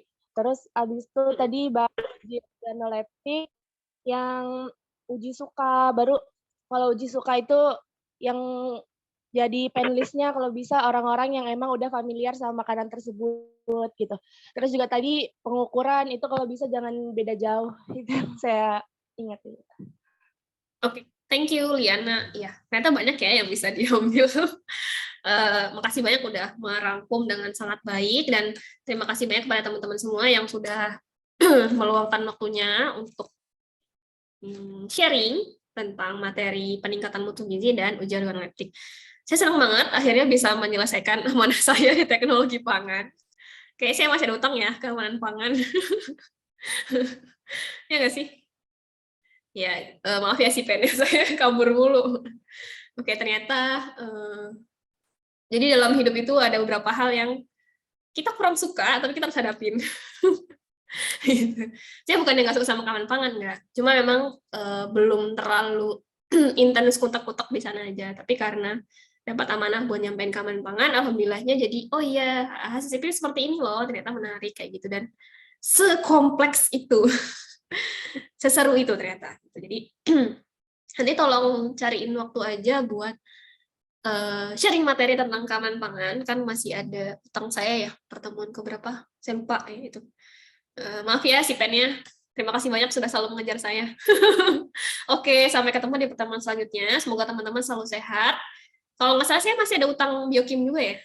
Maka utangnya. Kayak kalau biokim enakan ketemu langsung nggak sih? Oke, kalau Zoom kalian tidur aja udah. Oke, itu aja. Sampai ketemu. Jaga kesehatan. Ya itu.